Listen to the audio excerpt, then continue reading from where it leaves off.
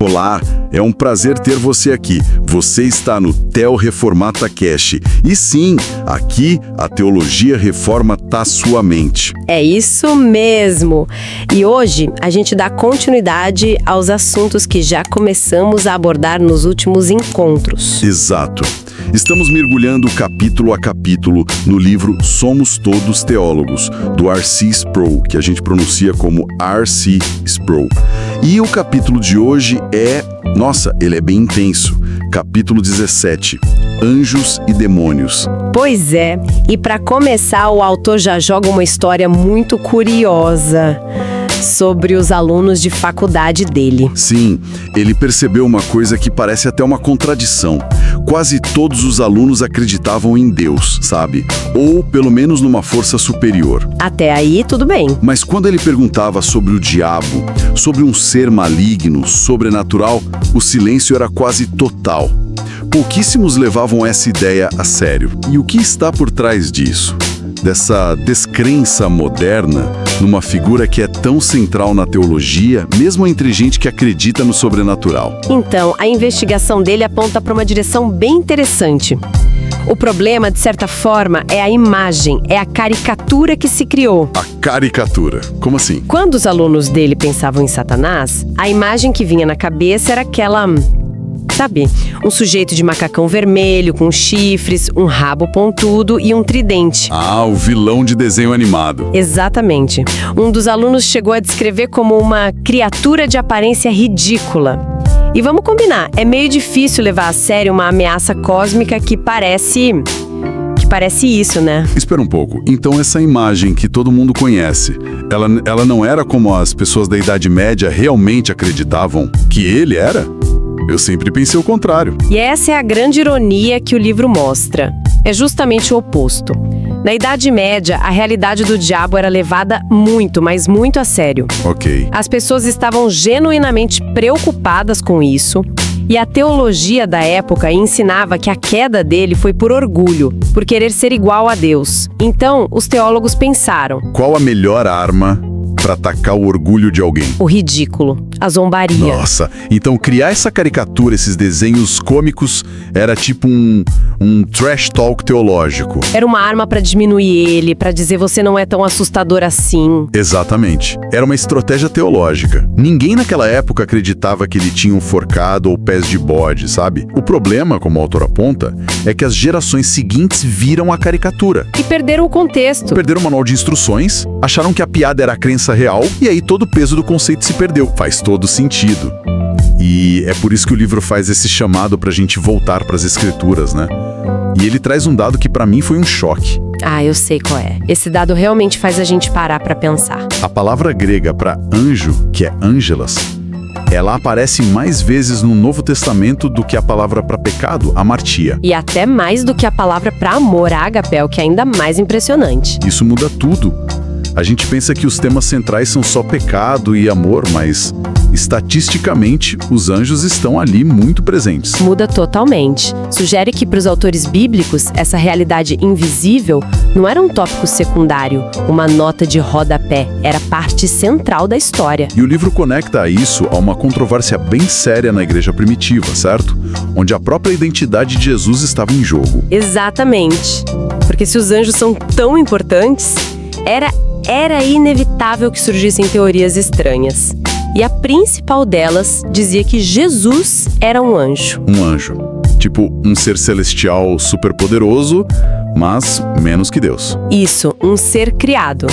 Era uma forma sutil, mas devastadora de diminuir a divindade de Cristo. E é por isso que o autor de Hebreus gasta tanto tempo e energia para demolir essa ideia. E qual é o argumento dele? Como ele resolve a questão? A lógica dele é cristalina. Ele faz uma série de perguntas que não deixam saída. Ele pergunta, por exemplo, a qual dos anjos Deus disse alguma vez: "Tu és meu filho"? A resposta é óbvia: a nenhum deles. Pois é. E ele continua: "E todos os anjos de Deus o adorem". A conclusão é inescapável. Os anjos adoram a Cristo. Logo, Cristo não pode ser um deles. Ele é o adorado, não um dos adoradores. É um argumento muito direto. E aí ele define o que os anjos realmente são: espíritos ministradores. Mas o que espírito significa aqui? A gente pensa logo num fantasma, algo sem matéria. É um bom ponto. A concepção bíblica é um pouco diferente. O livro usa uma analogia que ajuda a entender. Pense em fumaça ou em vento. Ok, ambos têm partículas físicas, têm matéria, mas com uma densidade muito baixa. Então, espírito aqui descreve uma substância mais etérea que a nossa. Não um corpo de carne e osso, mas não algo irreal. E o ponto crucial é, eles são seres criados. Eles tiveram um começo, diferente de Deus. Exato, e isso os coloca numa categoria totalmente diferente. Entendi. Então, se eles são esses espíritos ministradores, o que eles fazem?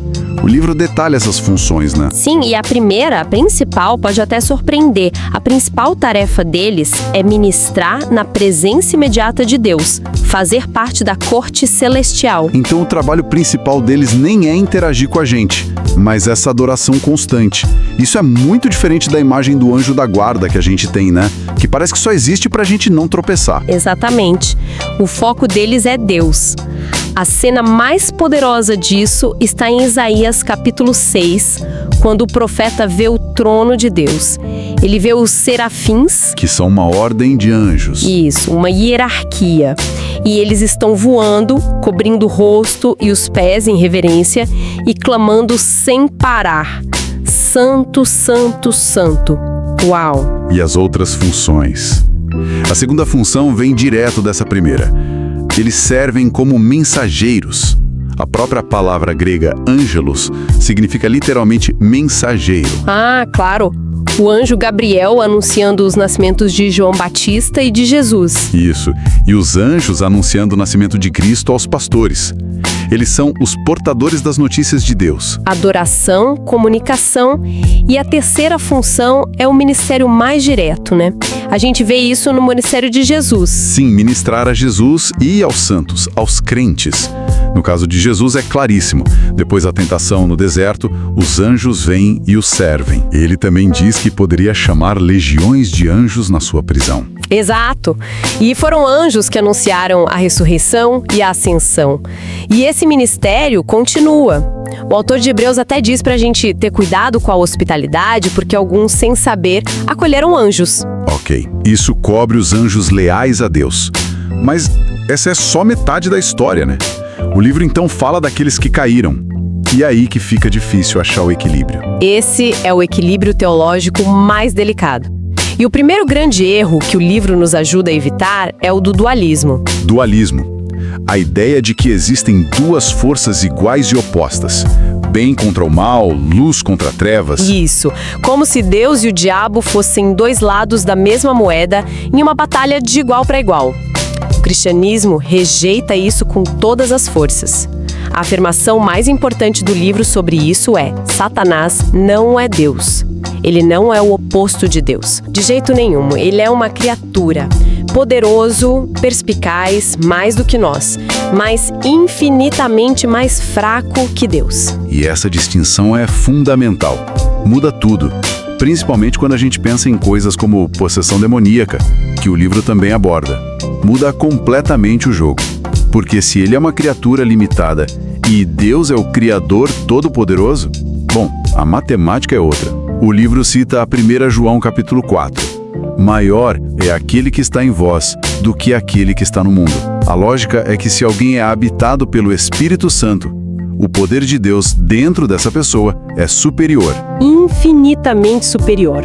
Por isso, um cristão genuíno não deveria ter medo de ser possuído. Eu gosto de como o livro contrasta as duas imagens de Satanás na Bíblia. Por um lado, ele é o leão que ruge, procurando a quem possa devorar. O que é assustador. Mas por outro, ele fugirá de vós se for resistido.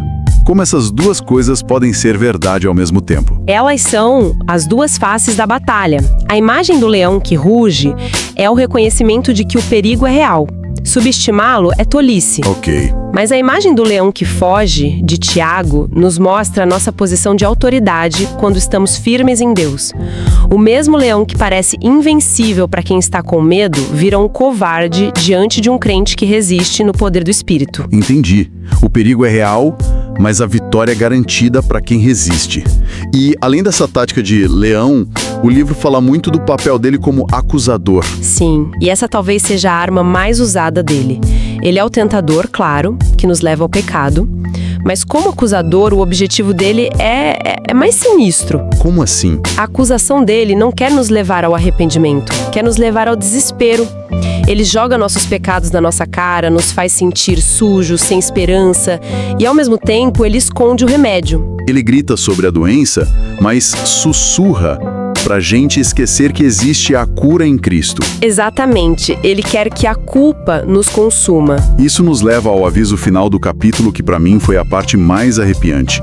Não é sobre o leão, é sobre algo muito mais sutil. Sem dúvida, é o alerta mais crucial de todos. O autor nos lembra que o caráter de Satanás é metamórfico, ele muda de forma, e a forma mais perigosa dele não é a de um monstro. Qual é, então? O apóstolo Paulo, em 2 Coríntios, nos avisa que Satanás tem a capacidade de se disfarçar, de aparecer como um anjo de luz. Um anjo de luz. Isso é genuinamente assustador. Isso quer dizer que as mentiras mais perigosas não vão parecer más, elas vão parecer boas. Vão parecer puras, piedosas, vão soar espirituais. Ele não vai chegar com uma ameaça óbvia, ele vai chegar citando as escrituras, como fez com Jesus no deserto, mas sempre com uma pequena torção. Estamos agindo a favor dela. É a forma mais perigosa porque não ataca a nossa força, ataca o nosso discernimento. É um ataque de dentro para fora. Que jornada! A gente começou com uma piada medieval que deu errado e terminou com essa ideia de que o maior mal pode se disfarçar de bem absoluto. Fica aquela reflexão, não é? Depois de entender tudo isso, como a gente repensa a nossa percepção sobre o mundo espiritual que nos cerca? Será que o ignoramos demais ou o tememos da forma errada? Exatamente. É um chamado ao discernimento e à sobriedade, fundamentados na verdade da Escritura e não em caricaturas ou no medo que paralisa. Para quem quiser continuar essa jornada, a gente convida a acompanhar as playlists aqui no canal. Temos séries completas analisando livros como este, capítulo por capítulo. Não perca! E se este conteúdo tem sido útil, não se esqueça de se inscrever no canal e ativar o sininho para receber as notificações dos próximos episódios. E claro, recomendamos fortemente a aquisição do livro Somos Todos Teólogos. Para ajudar este projeto a continuar, use o nosso link de afiliado que está aqui na descrição. Muito obrigado pela sua companhia. Até a próxima!